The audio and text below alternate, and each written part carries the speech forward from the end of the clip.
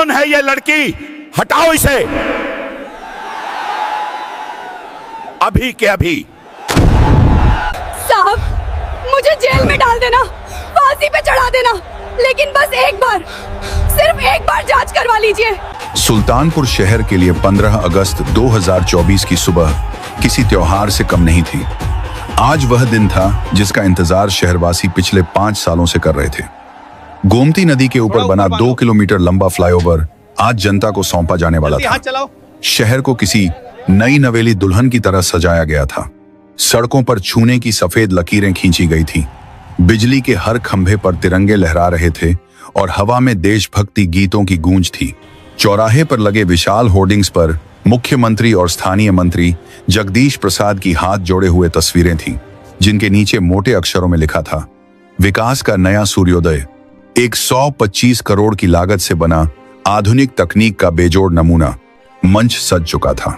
VIP कुर्सियों पर शहर के कलेक्टर, एसपी और बड़े बड़े ठेकेदार अपनी सफेद पोशाकों में ऐसे बैठे थे जैसे उन्होंने ही अपने हाथों से यह पुल बनाया हो।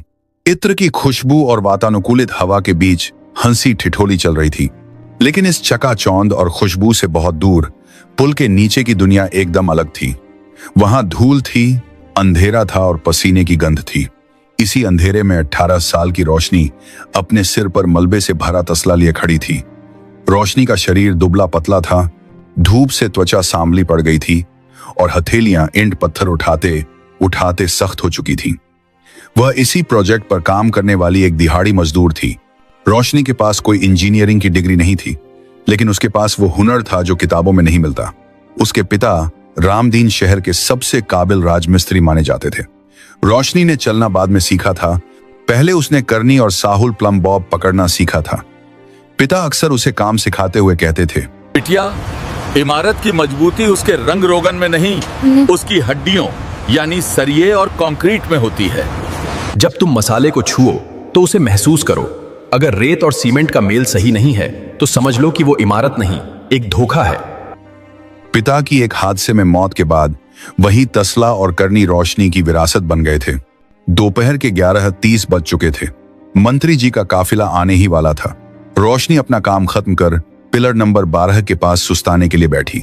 यह पिलर पूरे फ्लाईओवर का सबसे नाजुक और अहम हिस्सा था, क्योंकि यहीं से पुल गोमती नदी की तरफ मुड़ता था। अचानक रोशनी की नजर पिलर के निचले हिस्से पर पड़ी। वहां ताजा पेंट किया गया था, लेकिन पेंट के नीचे से कुछ अजीब सा पाउडर झर रहा था। रोशनी का माथा ठनका।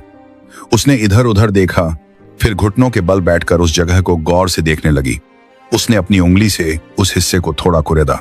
हैरानी की बात थी कि कंक्रीट पत्थर जैसा सख्त होने के बजाय बिस्किट की तरह भुरभुरा होकर उसके हाथ में आ गया।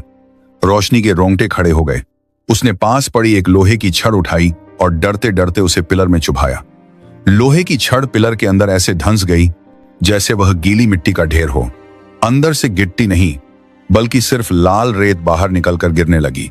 रोशनी का दिल जोर जोर से धड़कने लगा। हे भगवान, ये पिलर अंदर से खोखला है। ठेकेदार और इंजीनियरों ने करोड़ों का सीमेंट खाकर पिलर में सिर्फ रेत भर दी थी। तभी पुल के ऊपर हलचल हुई। सुरक्षा जांच के लिए ऊपर से पुलिस के भारी वज्र वाहन और फायर ब्रिगेड की गाड़ियां गुजरने लगी। जैसे ही गाड़ियों का भार पिलर नंबर 12 पर पड़ा, पिलर के अंदर से एक अजीब सी आवाज आई, कड कड कड। रोशनी ने अपना कान पिलर से सटाया। उसे महसूस हुआ कि पिलर कांप रहा है। यह कंपन किसी मजबूत ढांचे का नहीं, बल्कि दम तोड़ते हुए कमजोर ढांचे का था। रोशनी की आंखों के सामने तबाही का मंजर तैर गया। अगर अभी मंत्री जी का काफिला और उनके पीछे जनता की सैकड़ों गाड़ियां इस पर चढ़ी, तो यह पिलर ताश के पत्तों की तरह बिखर जाएगा। हजारों लोग मारे जाएंगे। रोशनी ने तसला वहीं फेंका और नंगे पांव सड़क की तरफ भागी। उसके फटे हुए चप्पल रास्ते में ही कहीं छूट गए, लेकिन उसे परवाह नहीं थी। वह दौड़ते हुए सुरक्षा घेरे के पास पहुंची, जहां हवलदार तिवारी मुंह में पान दबाए डंडा फटकार रहे थे। रोशनी ने हांफते हुए, लगभग चीखते हुए कहा, साहब साहब रोकिए, पुल मत खोलिए। पिलर नंबर 12 टूटने वाला है साहब, वह अंदर से पूरा खोखला है। हवलदार तिवारी ने अपनी तौंद पर हाथ फेरते हुए उसे ऊपर से नीचे तक देखा। एक धूल से सनी फटे कपड़ों वाली मजदूर लड़की उन्हें ज्ञान दे रही थी। यह बात उनके अहंकार को चुभ गई। ए पगली, तिवारी ने डंडा हवा में लहराया। भांग खा रखी है क्या? बड़े बड़े इंजीनियरों ने पास किया है इसे। चल भाग यहां से, मंत्री जी आ रहे हैं। भीख मांगनी है तो पीछे जा। रोशनी ने उनके पैर पकड़ने की कोशिश की। साहब, मैं भीख नहीं मांग रही। मैंने अपनी आंखों से देखा है, पिलर कांप रहा है। उसमें सीमेंट नहीं है साहब, कसम से हजारों लोग मर जाएंगे। तिवारी ने उसे जोर से धक्का दिया। रोशनी सड़क पर जा गिरी। उसकी कोहनी और घुटने छिल गए, खून रिसने लगा। उसकी आंखों में आंसू आ गए, दर्द के नहीं बल्कि बेबसी के। उसने देखा कि तिवारी एक बड़ी कार वाले से हंसकर बात कर रहा था और उसे वीआईपी पास दे रहा था। रोशनी समझ गई कि नीचे वाले उसकी बात नहीं सुनेंगे। उसे उस मंच पर जाना होगा जहां फैसला लेने वाले बैठे हैं। समय बहुत कम था। सायरन की आवाजें पास आ रही थी।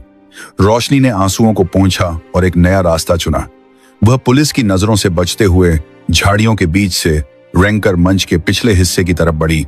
वहां लोहे की ऊंची जाली थी। रोशनी के हाथों में छाले थे, फिर भी उसने जाली को जकड़ा और किसी तरह ऊपर चढ़ गई। उसकी साड़ी का पल्लू फट गया, हाथ लहूलुहान हो गए, लेकिन वह रुकी नहीं। मंच पर मुख्य इंजीनियर सक्सेना माइक पर अपनी तारीफों के पुल बांध रहे थे। वे कह रहे थे, यह पुल इंजीनियरिंग का चमत्कार है। तभी मंच के पीछे से धूल और खून में सनी रोशनी किसी तूफान की तरह दौड़ती हुई आई और सीधे कलेक्टर साहब के सामने जाकर खड़ी हो गई। सुरक्षा कर्मी उसे पकड़ने दौड़े, लेकिन रोशनी ने पूरी ताकत से चिल्लाकर बंद करो कहा, ये नाटक। ये पुल नहीं, मौत का कुआं है। पूरे पंडाल में सन्नाटा छा गया। संगीत रुक गया। सैकड़ों कैमरे रोशनी की तरफ घूम गए। इंजीनियर सक्सेना का चेहरा पीला पड़ गया, लेकिन अगले ही पल गुस्से से लाल हो उठा। कौन है यह लड़की? हटाओ इसे, सक्सेना चिल्लाया। दो कमांडो ने रोशनी के हाथ पीछे मरोड़ दिए। रोशनी दर्द से कराह उठी, लेकिन उसकी आवाज में कंपन नहीं था। उसने सीधे सक्सेना की आंखों में आंखें डालकर पिलर कहा, नंबर 12 में आपने M40 कंक्रीट की जगह सिर्फ रेत भरवाई है। वो पिलर अभी गाड़ियों के लोड से कांप रहा था। अगर मंत्री जी की गाड़ी ऊपर गई तो उनकी मौत के जिम्मेदार आप होंगे। रोशनी की आवाज में इतनी सच्चाई और दर्द था कि कलेक्टर अवाक रह गए, लेकिन सक्सेना ने बात को संभालते हुए कहा, सर, यह सब विपक्ष की चाल है। इस गंवार लड़की को पैसे देकर भेजा गया है ताकि हमारे शुभ काम में बाधा डाल सके। इसे ले जाओ और बंद करो। रोशनी ने छटपटाते हुए कहा, साहब, मुझे जेल में डाल देना, फांसी पर चढ़ा देना, लेकिन बस एक बार, सिर्फ एक बार जांच करवा लीजिए। भगवान के लिए लोगों की जान मत लीजिए। लेकिन आदेश मिल चुका था। पुलिस वाले रोशनी को घसीटते हुए मंच से नीचे ले गए और एक जीप में डाल दिया। उधर सायरन की तेज आवाज के साथ मंत्री जगदीश प्रसाद का काफिला आ पहुंचा। मंत्री जी मुस्कुराते हुए गाड़ी से उतरे। रोशनी के हंगामे के कारण उद्घाटन में 15 मिनट की देरी हो चुकी थी। पंडित जी ने मंत्र पढ़े और मंत्री जी ने कैंची से लाल फीता काट दिया। तालियों की गड़गड़ाहट से आसमान गूंज उठा। मंत्री जी अपनी भारी बुलेट प्रूफ गाड़ी में बैठे। काफिला धीरे धीरे पुल पर चढ़ने लगा।